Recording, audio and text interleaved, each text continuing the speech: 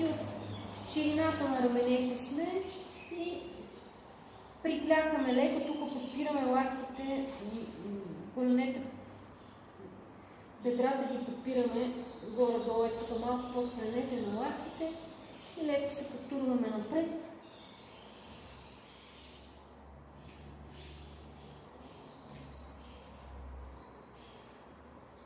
Тук е важно хастабата и баланса между двете ръце и главата. Тук вече сме на темето на главата.